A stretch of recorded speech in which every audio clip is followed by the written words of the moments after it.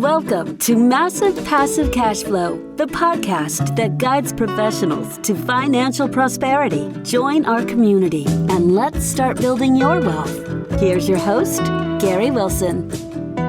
Welcome back to the Massive Passive Cash Flow podcast. I'm Gary Wilson, your host, and I'm glad to have you back.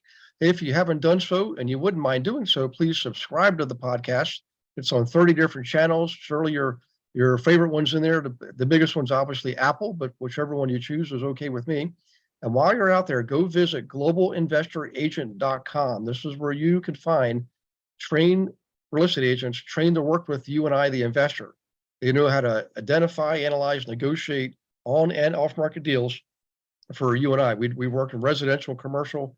I've trained these people personally, and they're in 36 states. So you can find somebody almost anywhere. And by the way, if you are a real estate agent, you know what the economy is doing, and it's a little bit uncertainty. This is not the time to panic. It's time to plan, prepare. So click on the Learn More button. Come to class. We teach a class every Monday Night Live for free, called Monday Night Live, actually. And you can talk to me, and we'll help you build up that part of your model so you know what to do when the economy turns. Okay, so let's get started here. We got the Senate Eskridge all the way from Twin Falls, Idaho, one of my favorite places in the U.S. of A. So, Senate, thanks, man, for joining us. I know you're a busy guy and successful, so I know we're lucky to have you on board. Yeah, glad to be here, Gary. Thanks for having me. Awesome. Hey, if you wouldn't mind, we all probably come from somewhere else in terms of business and industry. Would you mind kind of describing where you came from as far as your vocation goes and how you morphed into real estate investing? Because I want people to understand, none of us are born with this. We all learn it by working with others like you, so. Absolutely, for sure. So I started off as I've been an entrepreneur pretty much my entire life. Like, I was the kid that sold candy and stuff out of his locker in grade school. And so I've always done something entrepreneurial. The biggest segment of my career, I was actually a financial advisor. I helped people invest in 401ks and stocks and mutual funds, all those type of things. All the while I was helping people invest into the stock market and those types of items, I was actually investing in real estate. I was buying single family homes and duplexes and triplexes, and I grew this very large, I would almost say huge portfolio of duplexes, triplexes, and fourplexes. And I had to pivot out of that because I wasn't making enough money. And we can dive into that and tell you why I'm not a fan of smaller multifamily and singles.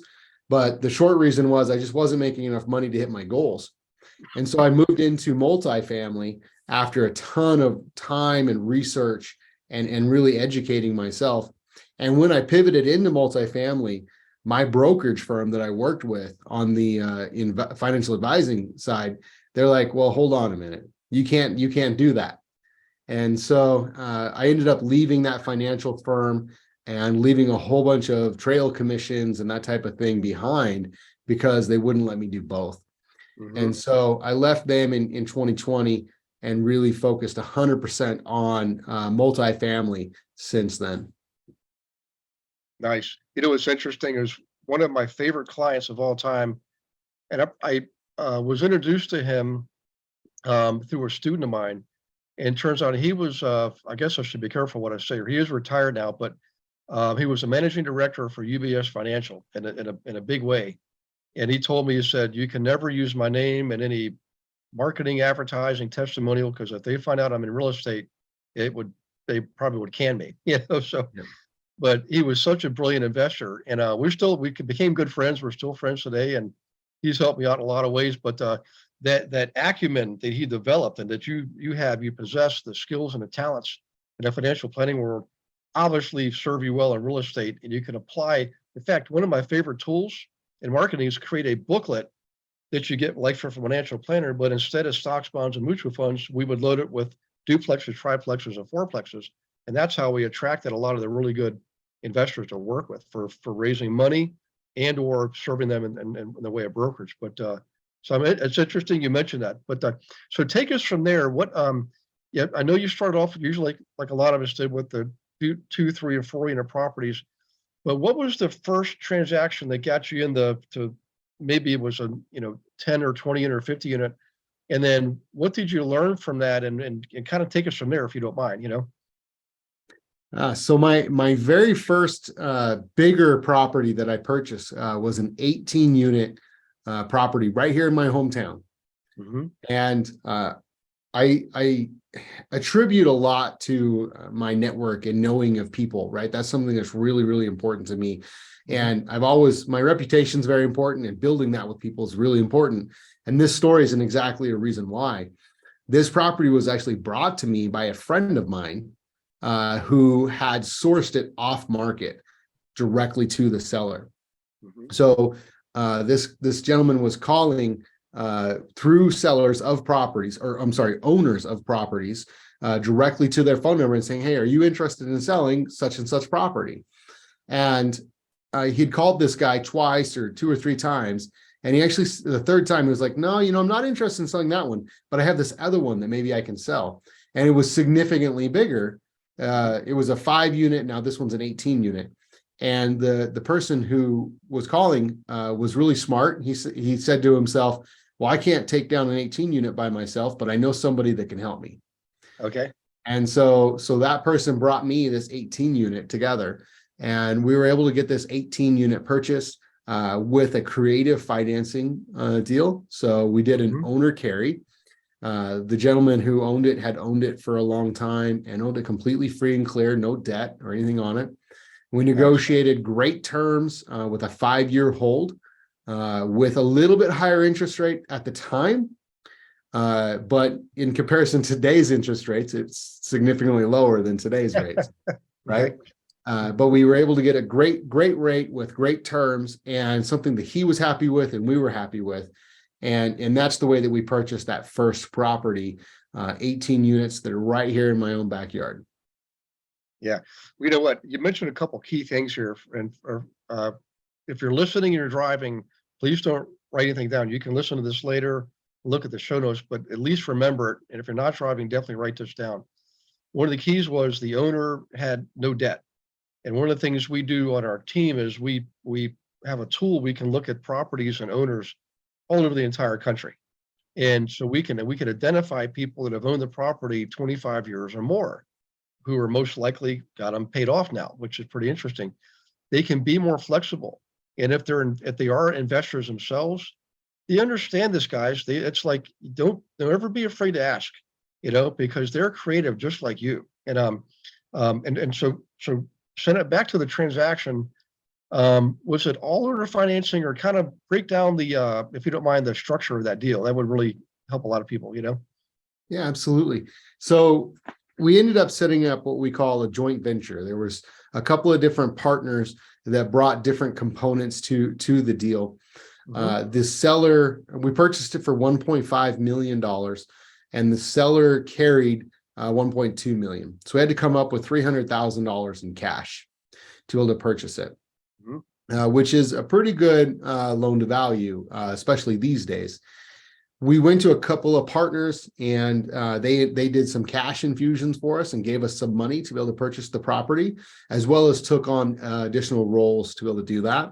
One of the big ones is managing the construction project, because the property itself was a little bit, let's say, hadn't been taken care of much lately, right? The guy was a little bit older and really hadn't put a lot of TLC into the property recently. So we had a construction manager that was managing all the construction projects, and then an asset manager that's running the day-to-day operations, making sure that all the tenants are happy, and the property managers doing all their jobs, that type of thing.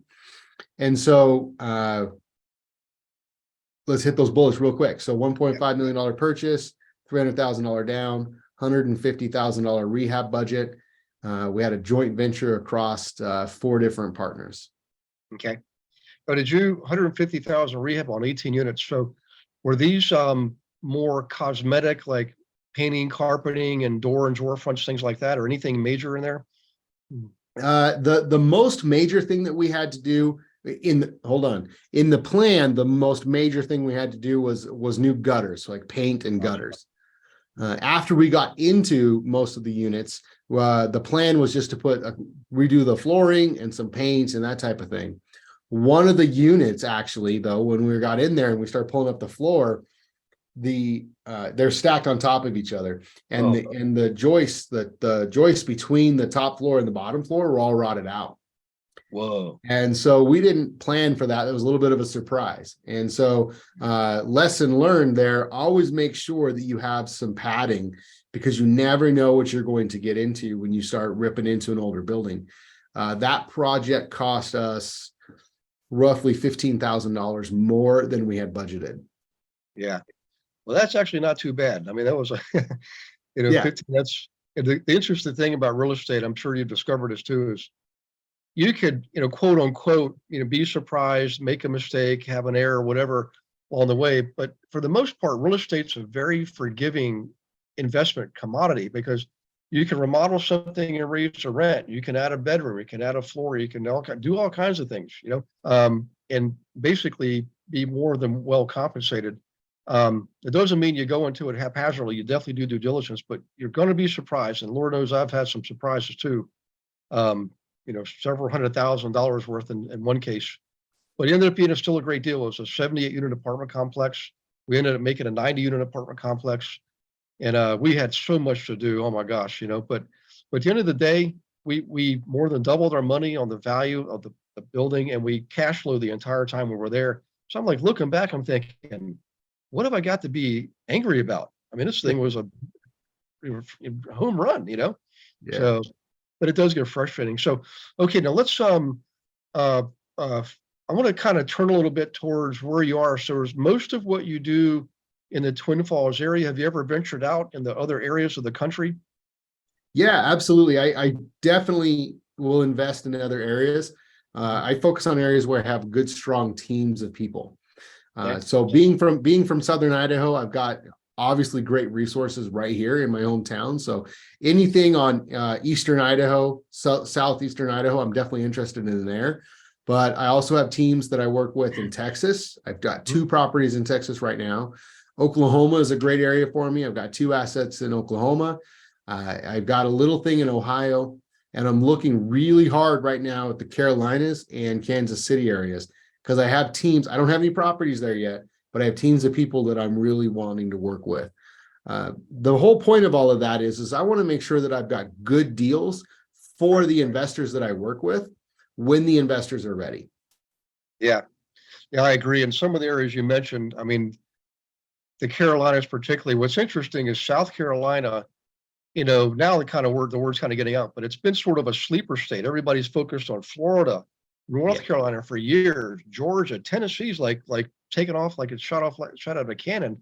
And South Carolina's just sitting there nice and quiet, and it's very great climate. I mean, on the coast, it's an average of 60 degrees in daytime January, so you can play golf and tennis, ride bikes, but nobody's ever paid attention to it. And now they are. And I'm like telling people, you got to at least get land there, just lock in the land, because you can rest assured that the development's coming, so, but now having done, you mentioned teams, this is something that's really important concept for people. This is really important for the agents out there. If you're a real estate agent and you're listening to this, just remember this: you can't just operate as an individual solo agent and not capitalize on all the opportunities. If you want to actually grow and expand and bring in clients like Senate, you have to have a team. You got to have a good solid contractor you're working with. Helps to have lending, inspectors, appraisers, everybody that you can think of that's involved with a real estate transaction, and not to mention property management. My gosh, that's one of the most critical things. You can set yourself up for life, have a lifetime of transactions through relationships with people who doing repeat business. And if you have a team, you can service. That's one of the things on the Global Investor Agent team, we teach and preach, that is to help the agents build their own models, not to be part of somebody else's team, to build their own team, for that very purpose. So talk a little bit about the team, if you don't mind. What are some of the characteristics you look for in some of the roles you're looking to have served by those teams? We'll be right back with the Massive Passive Cash Flow podcast after I invite you to Monday Night Live. Every Monday night, 7 p.m. Eastern, I teach a class without fail for you on subjects ranging from flipping to buying rentals, managing rentals, wholesaling, commercial, creative purchasing techniques, analyzing properties, identifying properties, hundreds and hundreds and hundreds of subjects. And if you are a licensee, if you have a real estate license, you should definitely tap in, because there are a lot of investor agents also in the class. Many of them are on the global investor agent team. So you can learn from them, as well as from me, how to actually work with investors correctly and profitably. All right, we'll see you Monday night. The link is in the show notes. Go ahead and register. We'll get right to the Massive Passive Cash Flow podcast. So there's a couple of different ways I can take that, and just to reinforce before you answer, reinforce the value of a team. When you want to scale bigger, right? You need more people behind you. If there's an old quote that's something I can't remember who said it off the top of my head, but it says, if you want to go fast, go alone, but if you want to go far, go together. Yeah. And the whole point of that is, if you don't have the support behind you, then you can't do something worthwhile. And so in multifamily, if you're looking for a big, let's call it 100-unit complex, you cannot do that by yourself. You could go and buy a single family rental or a duplex or a triplex, and you can do the entire thing without any problem. But now you become a landlord, and you have to deal with all the troubles of real estate, right? The tenants, the termites, the toilets, those types of things. Yeah. And now you're getting another job is really what you're doing. When you get into multifamily, and you get those bigger, like 100-unit complexes, you need a team of people to help you handle it. And really, the team that we put together falls into 5 buckets. And now some people can be in multiple different buckets on there, or maybe you've got multiple people in different buckets depending on their skill sets and things. But I want to cover just those, right? So the first bucket is deal finding and due diligence. These are the people that are out there hunting for deals, and then vetting the deals to make sure that they're a good deal to buy. Right? So they're very, very important, because, there's a saying, and I don't really like it, but there's a saying that says you make money when you buy real estate. I disagree. But the premise behind that is you want to make sure it's a good deal. Right. And then, the next stage is what we call risk capital, or this is like earnest money in single family. It takes money to actually buy a property. Right. And it's not a small amount of money. On a single family, you can put up $1,000, $2,000 worth of earnest money, and you pay for an inspection and stuff. You're well under $5,000 of risk capital on a single family transaction. On a multifamily transaction, it could easily become $100,000. Right. Before you ever take possession of a property, before you ever own the property, you've put out $100,000. And so the people that are doing that, they need to be compensated. Right. And then there is the loan guarantor, or we call these guys the key principal. This is somebody with a significant net worth and some liquidity to guarantee the loan. Because unlike in single family, where they're looking at your income and those type of things when it comes to a loan, in multifamily and big commercial loans, they look at the value of the property and the value of the loan, and they want to have someone with net worth big enough to cover that. Right. And then there is investor relations, right? And so this is the part of the team that is going out there and bringing investors into a deal.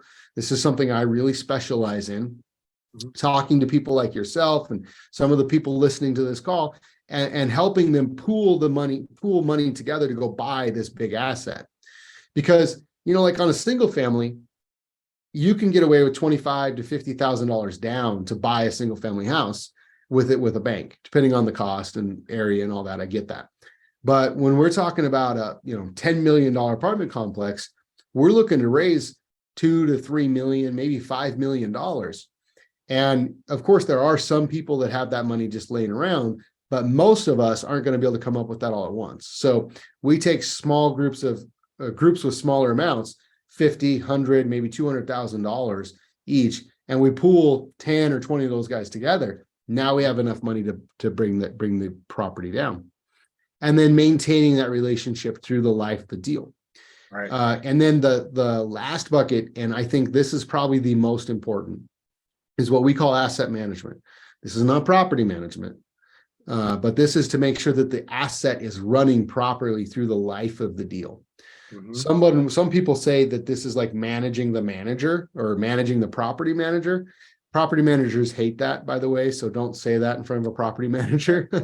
But this is just to make sure that everything's going well. The financials, the rent rolls, the advertising, the taxes, all of the stuff that has to be done on a deal on a day-to-day basis. So it's, again, one of the most important roles. And so those are the buckets that it fits into. And if you think about how those go, there's a lot of varying types of people that are going to fill each one of those. And the last thing I want to hit on, and I know I've been talking too long here, but how do you choose the people that you're going to partner with? That's something that's very, very important. And so I teach people, I have 3.5 rules for partnering.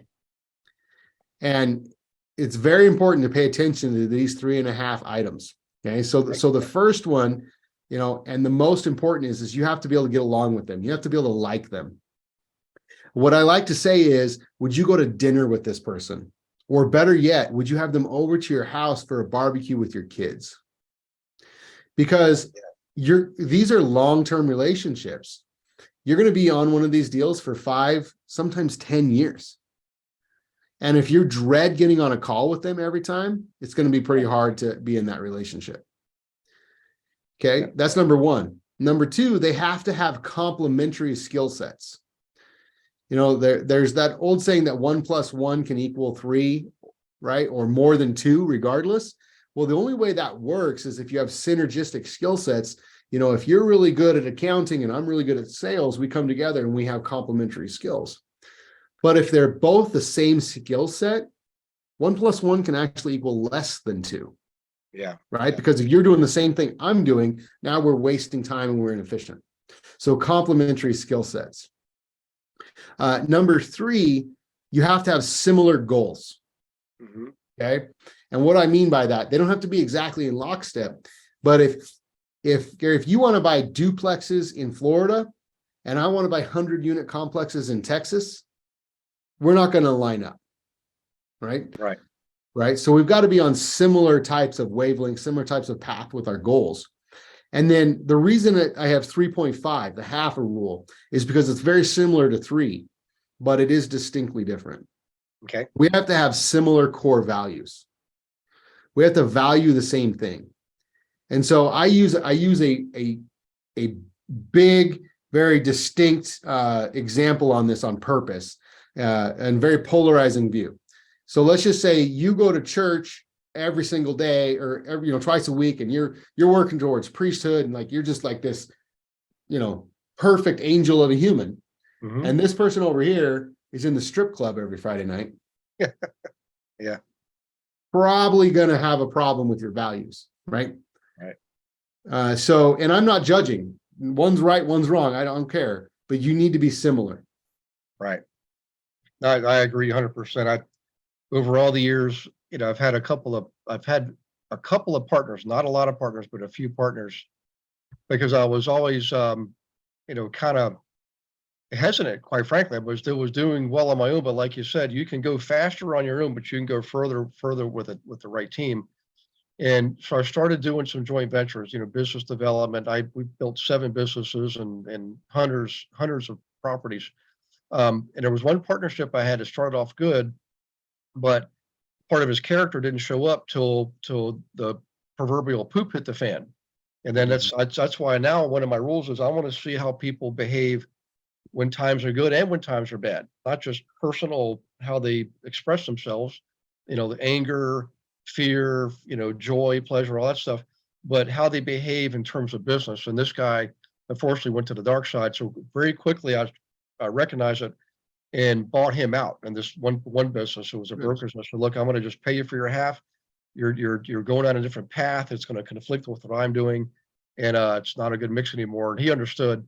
The real irony was, I told him, I said, I'm going to give you this, but it's really only worth this, which was half of what I was willing to give him. Well, he misunderstood what I was saying, had an attorney write up a contract for the small amount. And I said, okay, let's sign right now. So, yeah, no kidding. But I've got a little tip for figuring somebody out to help with that. Take them golfing. aha, And let me explain why. Okay, Mhm. I do enjoy golf. I'm not great at it, but I enjoy it. But the thing about golf is it will test the true character of a person, Mhm. because it'll show you how they perform when they do really well. It'll Mhm. also show you how they react when they do something poorly. Because let's face it, everybody has a bad shot every once in a while. It'll show you how they treat staff, how they treat service people.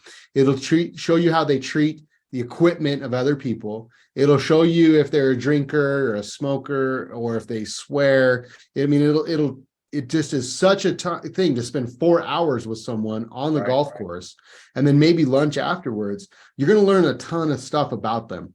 So I really like to take people golfing before I partner with them. Yeah, that's an excellent idea. And I just took up golfing myself 3 years ago this June. I went as a kid with my dad, the driving range and all that. And then when I was in my early 30s in banking, I was getting promoted rapidly and ended up golfing with some of those guys. But my kids were so tiny. The first day we spent away from the office, I said, guys, I really enjoy this, but I'm going to spend my Saturdays with my kids. And Yeah. thank goodness I did. And then later on, though, now they're grown and gone and married and have houses and jobs. And what's interesting is I really love it. And everything you said is absolutely true. And I too, I people call me the entertainment because it's funny watching me, and I love it so much. But I don't ever get frustrated because when I hit a ball on the green off the tee, I'm like, man, that's the Super Bowl for me, Yeah. Yeah. you know. But I will tell you, back to the guy I was describing earlier, the one thing he did for me was introduce me to my next partner, who to this day is one of the best I've ever had. He's a retired accountant. He's younger than I am, and he's retired. And we both retired at the age of 40, and just absolute perfect counterpart. I mean, in every way, we absolutely are like two pieces of a puzzle.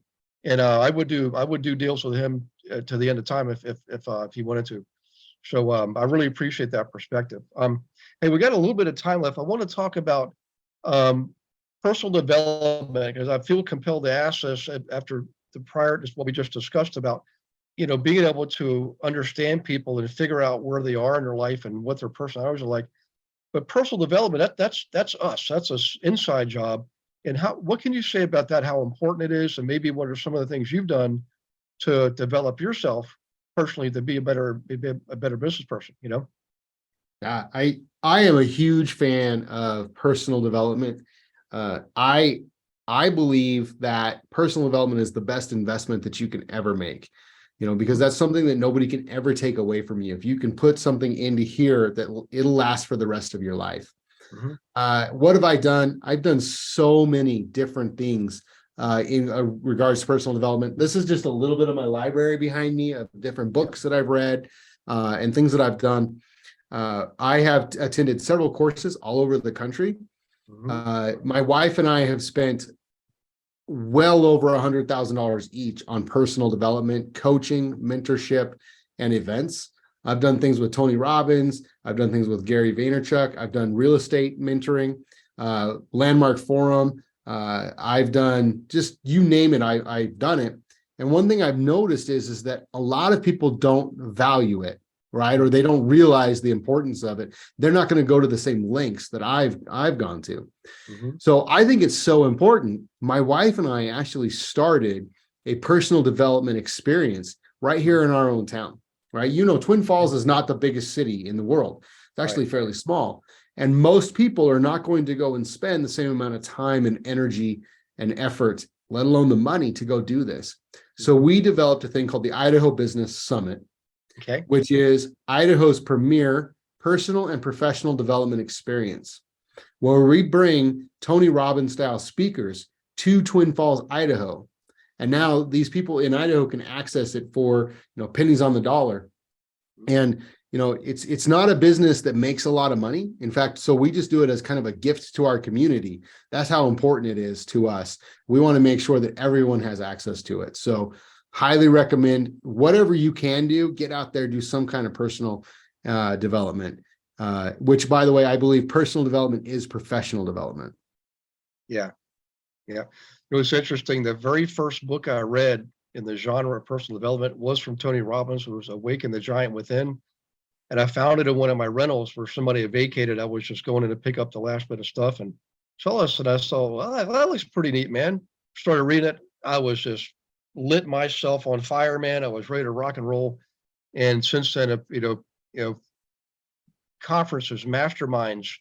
I mean, there was one mastermind cost me $100,000, and it was worth every penny. Others cost 30,000, 6,000, 50,000, you name it. And I've learned from every one of them. I've learned from every person I met. Been blessed to meet some pretty amazing people, names that people would recognize if I called them out.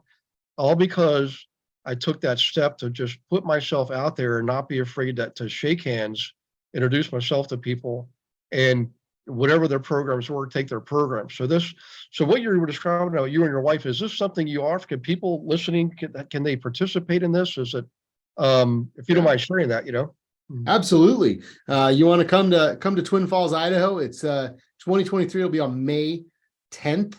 May 10th in Twin Falls, Idaho. You can learn more on idahosummit.com. We're going to have Luke Wren will be our keynote speaker this year. If you don't know Luke, you need to check this guy out. He's got an amazing resources on, he's mainly on Instagram, does a little bit on like TikTok and Facebook too, but primarily on Instagram. We've got great value on tickets, I believe. They're $299 for a ticket, and it's an all-day event filled with networking and personal development. So love to have you. Okay. I'm looking now. I do have a conference starting the 16th of May, so I might actually take you up on that. It just depends. I'm going to be away most of April, coming back on the 30th of April. But I tell you what, I'm really interested in that. I'm also interested in golfing with you, and maybe I can pick up a few pointers from you. I love it. I'm a constant learner. I mean, I just, read, learn, study, and I love the outdoors, so. That's great. I've got an amazing golf course that we're a member of here in Idaho. I'd definitely take you out. Okay. Well, here's a kicker for you. The one that's closest to my home, we're so rural. It's called Deer Lakes. It's only a 9-hole course, and most of the people that golf there show up wearing their overalls and muck boots. It's hilarious. But that's awesome. I don't judge what people wear. As long as you're comfortable.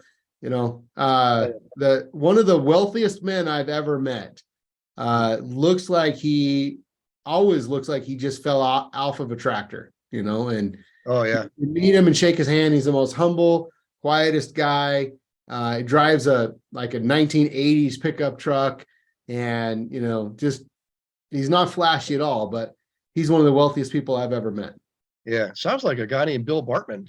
Unfortunately, he passed away several years ago. We called him Billionaire Bill Bartman. He was from Arkansas, and to the end drove a pickup truck, an old ratty pickup truck. Yeah. But any case, real neat guy. Hey, by the way, you mentioned something. I want to bring this up.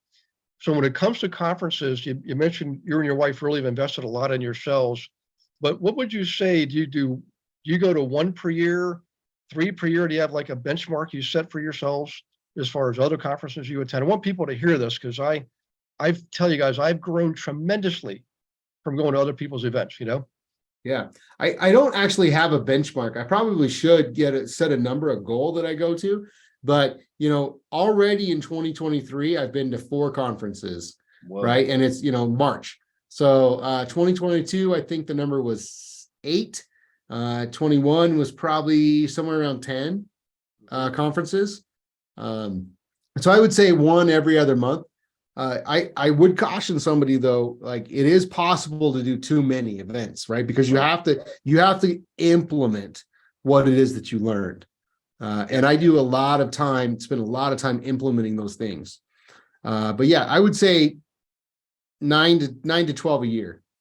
Yeah, that's actually quite a bit. I used to actually do conferences. I taught all over the US, 600 cities and towns, 3 hours of class.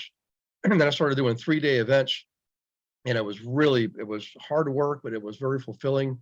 But it'll wear on you. That's hard on the body when you're getting up at 4 a.m. all people see is you up front talking. They think it's all glamour, but they don't realize you could run up since 4 a.m. They don't realize you're staying up till probably midnight, and people won't let you go. You're trying to eat, they're like trying to talk to you. So in any case, but I tell you what, when I attend them, I'm relaxed. I'm in total learning mode, networking mode. And those are two of the key things, guys, I want to leave with this is when you go to conferences, not only do you learn a lot, you meet some amazing people, and those amazing people become your network, and your network becomes your net worth. I can't emphasize that enough. So way to wrap this one up. Hey, let's go over, let me pull this up when I get the website out there again one more time. You scroll down on the, so Senate Eskridge.com, and guys, it's Senate, just like the word Senate in Congress. Eskridge, ESKRIDGE.com. Go there, check it out. Meet Senate, and maybe even spend time with him and his wife at their event in May, starting on May 10th. Okay, and beautiful. It's Twin Falls, right? You're in Twin Falls. Twin Falls, Idaho. Yes. Yeah, I tell you what, one of the most beautiful states I've ever been to. If it's not on your list to visit, it should be. Some amazing scenery, diverse topography, and some wonderful people. And if you like the outdoors, you can live out. I tell you, whitewater rafting, skiing, hiking, biking. Oh, I mean, every car has got something on it, some type of bike or kayak, or So, Yes. Hey, Senate, this has been probably one of my most fun ones. I really enjoyed this, and I appreciate you taking your time. I can't wait to meet you guys in person. And for everybody listening, while you're out there, right, when you're at SenateEskridge.com, please go to your favorite channel, YouTube. I'm sorry, YouTube. I keep saying YouTube. Podcast channel, and leave a review. The biggest one's Apple. Just leave a review. It's the currency of podcasts. That's what makes the world go around. And we love to do it. We love to get your feedback. So if you could do that, that'd be awesome. And before you log off the internet, go to globalinvestораsia.com. And I'm going to really put the pressure on the real estate agents out there. This is your way to get involved in this business by learning how to serve other investors so that you can invest yourself. I can't emphasize that enough. So you guys take care of yourselves. God bless you and your families. And we will see you on the next Massive Passive Cash Flow podcast. Thanks for listening to this episode of Massive Passive Cash Flow. Be sure to go to realestatewithgarywilson.com to join our community and start building wealth today.